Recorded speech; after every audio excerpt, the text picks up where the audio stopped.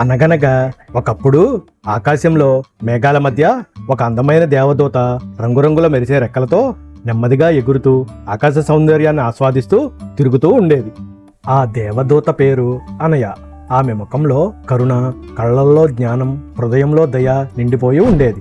ఆమెకి ఎప్పుడు సాహసాలు చేయడం అంటే చాలా ఇష్టం. ఒకరోజు అనయాకు ఒక గాఢమైన నల్లని మేఘాల మధ్య దూరంగా ఒక భారీ పురాతన కోట కనిపించింది. ఆ కోట చూడటానికి చాలా భయానకంగా ఉంది. ఆమె దృష్టి ఆ కోటపై పడింది. ఆ కోట చుట్టూ భయంకరమైన పొగలు, ఎగిరే గబ్బిలాలు, పాత మర్రి చెట్లు ఆ కోట చుట్టూ ముట్టి చీకటితో భయంకరంగా కనిపించేది.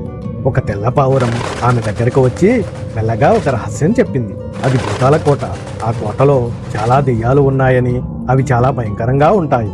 అక్కడికి ఎవరూ వెళ్లే సహాయం చేయరు అని చెప్పింది. అనయ్య కళ్ళల్లో ఆసక్తిగా మెరుపు మెరిసింది. ఆసక్తిగా చిరునవ్వుతో నేను ఎందుకు వెళ్ళకూడదు, నేను వెళ్ళి చూడాలి అని నిర్ణయించుకుంది. ఆమె నెమ్మదిగా తన రంగురంగుల రెక్కలను ఆడిస్తూ అనయ్య గాల్లో తేలుతూ ఆ భయంకరమైన కోట వైపు ఎగురుతూ ఆ కోట వైపు ప్రయాణం మొదలుపెట్టింది. అనయ్య కోట గేటు దగ్గరికి చేరుకోగానే గేటు దానంతటదే కిర్రు కిర్రుమన్న శబ్దంతో స్వయంగా తెరుచుకుంది. ఆ కోట లోపల రంగురంగుల కళ్ళతో చిన్న చిన్న భూతాలు విభిన్న వేషధారణలో తిరుగుతూ కనిపించాయి. ఆ భూతాలు అనయ్య వైపు ఆశ్చర్యంగా చూస్తూ కనిపించాయి. ఆ భూతాలు మొదట ఆమెను చూసి భయపెట్టేలా కేకలు వేస్తూ అరవడం మొదలుపెట్టాయి.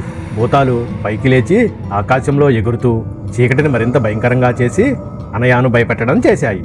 కానీ అనయ మధురమైన స్వరంతో సున్నితంగా నేను మీకు హాని చెయ్యను, నేను మీ స్నేహితురాలను అవ్వాలి అనుకుంటున్నాను అని చెప్పింది. భూతాలు ఒక్కసారిగా ఆశ్చర్యపోయి నిశ్శబ్దమయ్యాయి. ఒక భూతం అనయ దగ్గరికి వచ్చి మాతో ఎవరు ఇంత మృదువుగా మాట్లాడలేదు అని చెప్పింది. ఆ భూతాలలో ఒకటైన ఒక చిన్న భూతం అనయ దగ్గరికి వచ్చి మా కోటలో వెలుగులే లేవు, అందుకే మేము ఎప్పుడూ చీకటిలో ఉంటాం అని బాధతో చెప్పింది. అనయ చిరునవ్వుతో తన రంగురంగుల రెక్కలను విప్పి ఆ రెక్కల నుంచి బంగారు కాంతిని వెలువరించింది. ఆ భూతాల కోట అంతా కాంతితో నిండిపోయింది. చీకటి మాయమై గోడలు వెచ్చని కాంతుల వెలుగుల్లో ప్రకాశిస్తూ మెరిసిపోయాయి. భూతాలు ఒక్కొక్కరుగా చిరునవ్వులు చిందించాయి. భూతాలు భయంకరమైన ముఖాలు నెమ్మదిగా సంతోషమైన ముఖాలుగా మారి కళ్ళల్లో ఆనందం మెరిసి అందమైన ముఖాలుగా మారాయి. భూతాలన్నీ అనయాకు తల వంచి కృతజ్ఞతలు తెలుపుతూ నువ్వు మా నిజమైన స్నేహితురాలు అని చెప్పి చాలా సంతోషపడ్డాయి.